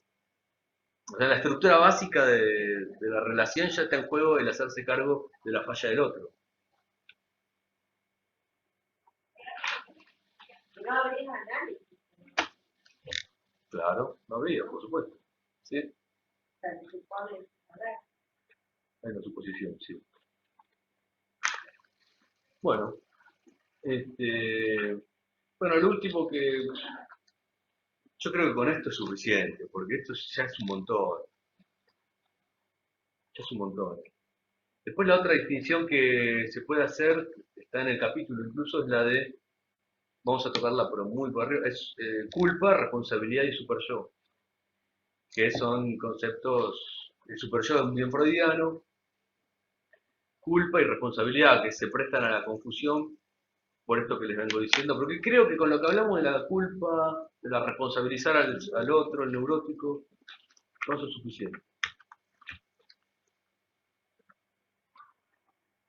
Y por último, el tema de la queja, me parece importante, que en esta clínica, si hay algo que es central, por medio de lo cual se produce la cura, existe la posibilidad de la cura de la neurosis, es levantar la queja, o sea, soportar la queja, sostenerla. Porque así como se pueden quejar, se queja mucho, déjese de quejarse, hágase responsable, ese tipo de intervenciones. Lacan lo que hace es que Miren lo que dice. ¿Qué? Dice Lacan. ¿Qué es una verdad sino una queja? Dice, hablando del oficio psicoanalista, miren lo que dice Lacan. No puede estar al alcance, en el seminario 21, clase 23, no puede estar al alcance de todo el mundo cumplir este oficio que definí hace un instante como el de recoger la verdad como queja. Con lo cual está definiendo el psicoanalista, el psicoanálisis, el oficio del psicoanalista, como aquel que logra sostener la posición según la cual puede recoger la verdad desde la queja. Lejos está de este marco teórico de la pretensión de llevar adelante un análisis a buen término, excluir la queja del paciente. Decirle no se queje más, usted se queja mucho, hablemos de otra cosa. ¿Por qué no hablamos de otra cosa? ¿Por qué no? ¿Por qué no se hace responsable de una vez si hablamos de otra cosa importante? O sea, lejos está, porque la verdad, la que dijimos al principio que estaba media dicha siempre, puede ser recogida únicamente desde la queja, y de la queja constante del que viene a la consulta. Porque no da muy lugar a que esta digamos, la posibilidad de desculpabilizarlo de esa culpa que llega, o bañarlo en filosofía Son dos opciones. Son las dos opciones extremas. Para no la queja. Completamente. Sí, sí. Ahí sí, Freud, como decía Freud, respecto del amor de transferencia, en sus términos, igualmente la lógica del comentario es el mismo, que decía que cómo debía reaccionar un analista ante el amor del paciente que se le declaraba. Y decía que era incoherente llamar desde la profundidad de los infiernos a los demonios para que con el salmo, para que cuando suban a la superficie decirles vuélvanse, ya no lo necesito. Que la posición analítica opera de otra manera, ¿verdad? Opera de una manera en la que recoge la queja y desde la queja es donde obtiene la verdad de ese sujeto asunto. Para, en último término, que ya no haya más padecimiento. Y ahí sí podemos pasar a otra cosa. Bueno, listo. Fue un gusto. Y quedar como resto. Porque si no se logra pasar ese punto, no hay posibilidad de terminar los análisis. Y esto es lo último que voy a decir. Está el tratamiento de la sintomatología, y una vez que se realizó la sintomatología, ahí sí cabe la posibilidad de trabajar sobre la neurosis en sí, que implica el hecho de preguntarse por qué se hizo cargo de esa culpa del otro, de esa falla del otro. Que eso ya tiene que ver con la segunda instancia de un análisis, donde ya el tratamiento de la sintomatología del sufrimiento se dio, se salió de esa posición en la que está haciéndose cargo de la falla, y puede pasarse a la cura de la neurosis, que implica el hecho de trabajar la pregunta de por qué se hizo cargo de esa falla del otro.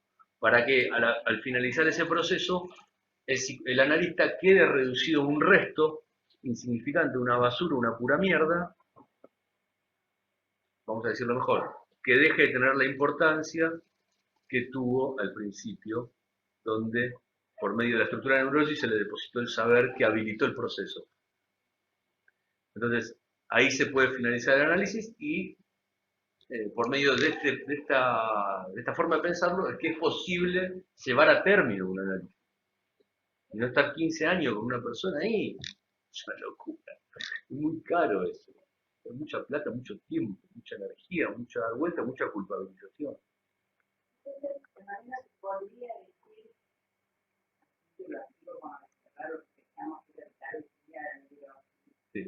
que la neurosis tendría que ser causa de hacerse cargo de la falta del otro, pero velada.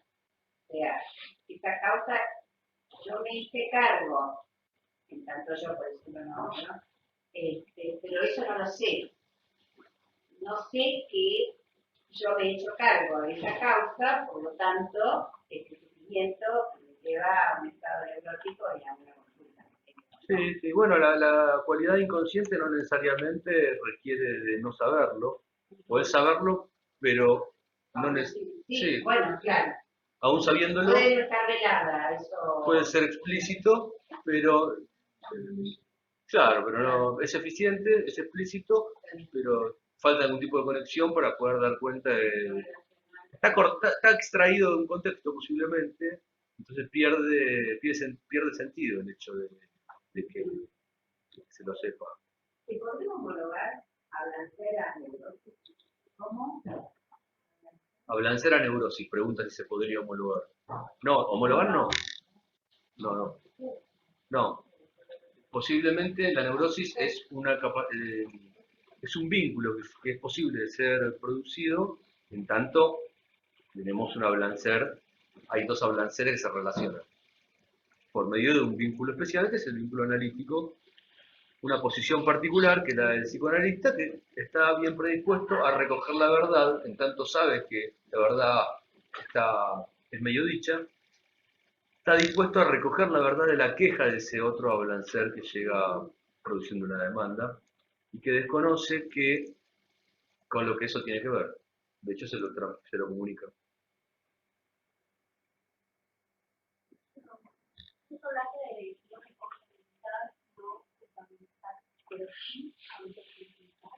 ¿Habría de qué?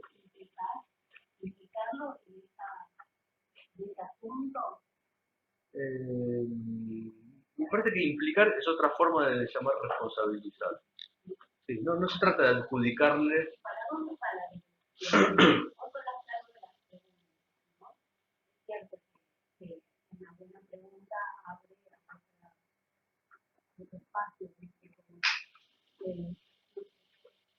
Lo que pasa en el entre dos, en un espacio analítico, es algo novedoso incluso para los dos elementos, para los hablanceres que participan. Cuando se pone a funcionar el dispositivo analítico, lo que se produce ahí es novedoso para ambos. Con lo cual la predisposición es a que se produzca esa novedad producto del trabajo analítico. Es decir, no se trata de la persona, de ninguna de las dos, se trata del sujeto que es el material con el cual se trabaja. Y es sobre eso sobre lo que se opera. ¿Hacia dónde tiende la dirección? Tiende a propiciar que se produzca eso por medio de preguntas, señalamientos, invitaciones y análisis del material, que es el material en sí el que se analiza.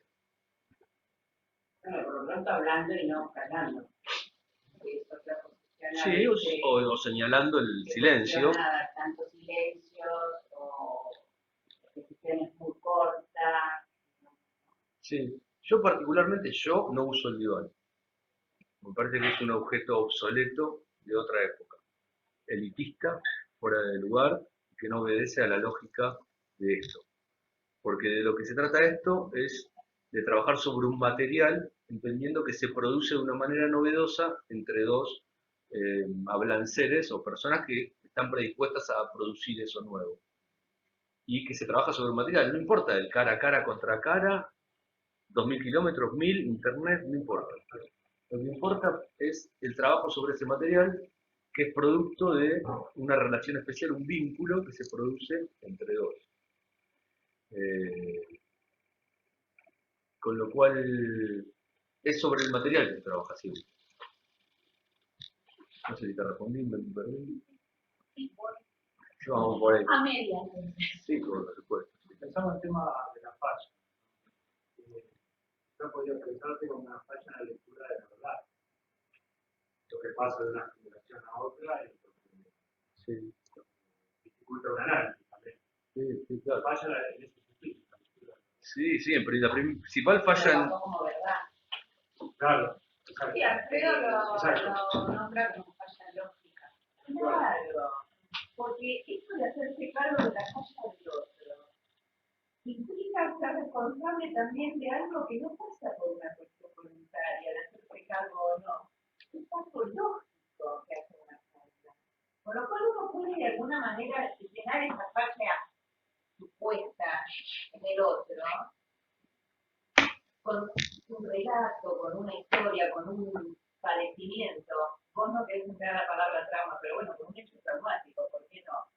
Pero ese llenar la falta que suponemos al otro, porque la lógica te implica esto. ¿Por qué usted intenta llenar la falta?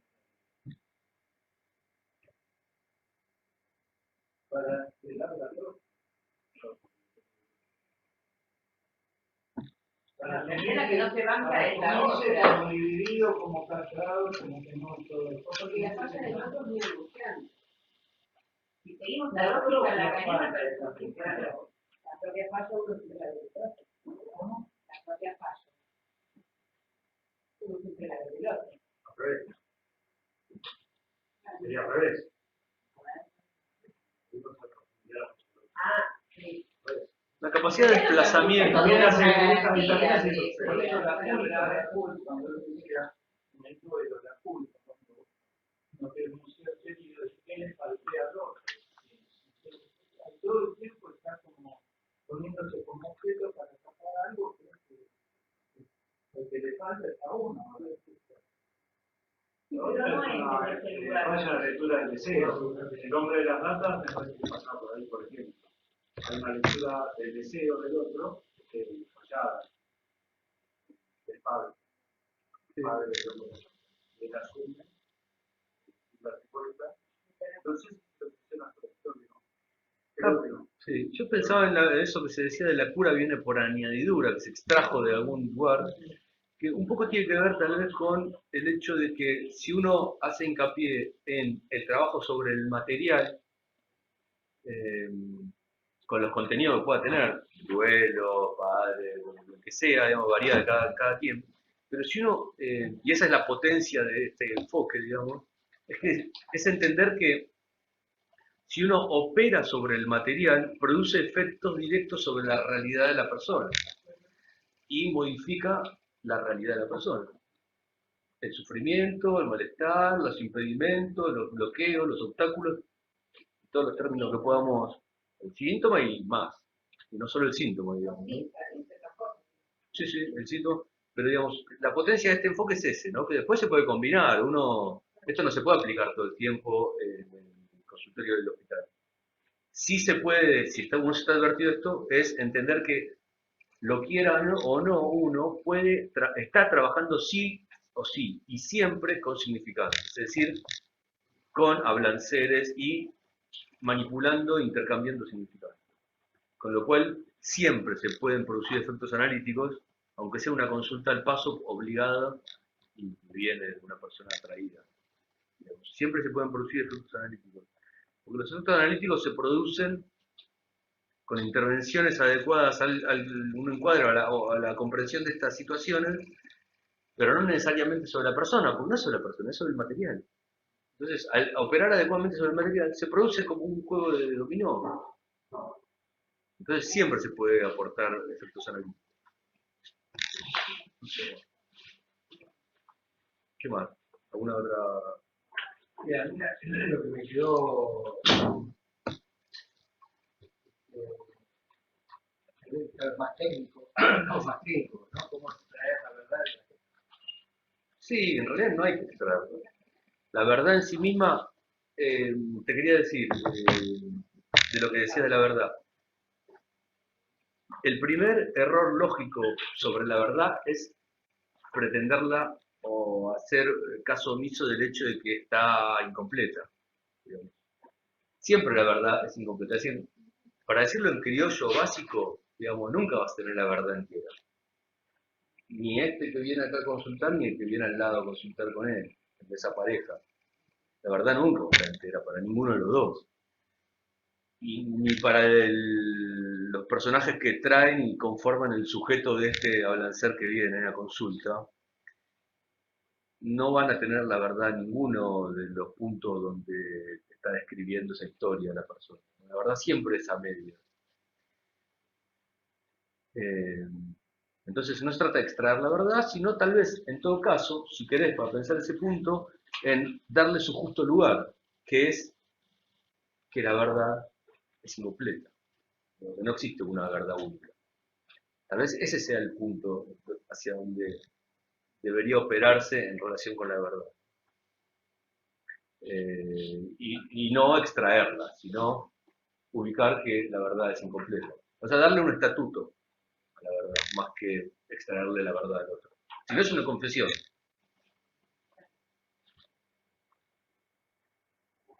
¿Mejor?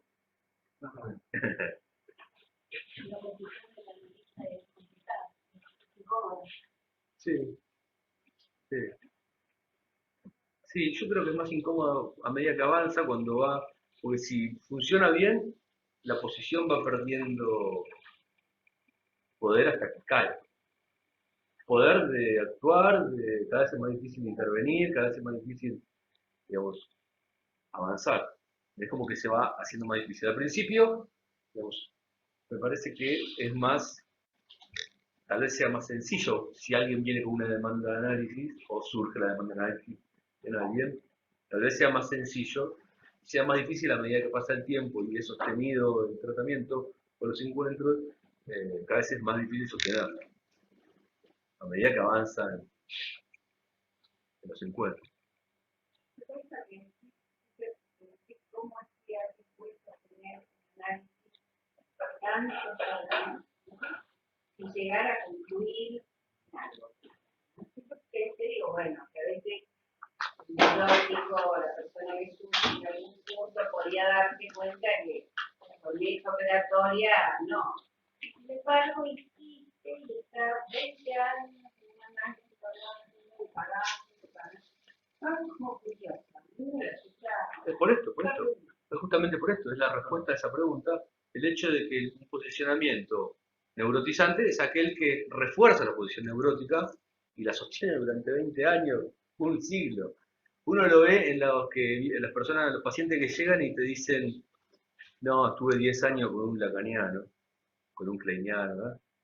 Y cuando empieza a hablar, te das cuenta que tiene se está hecho cargo de todo, se hizo cargo de todas.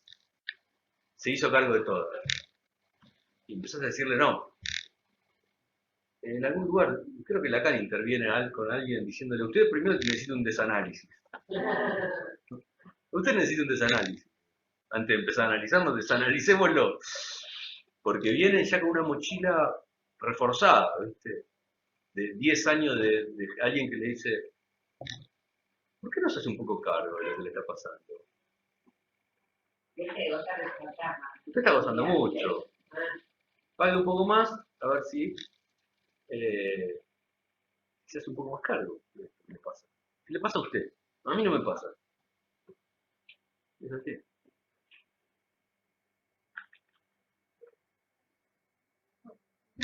Bueno.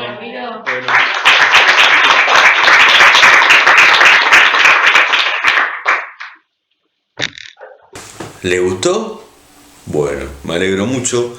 Déjenme sus comentarios, suscríbanse si no lo hicieron todavía y sigan disfrutando el material que hay en el resto del canal. Abajo les dejo la indicación de las distintas listas de reproducción que pueden ver en este canal. ¿Sí? Bueno, les mando un saludo y nos vemos en la próxima cita de psicoanálisis.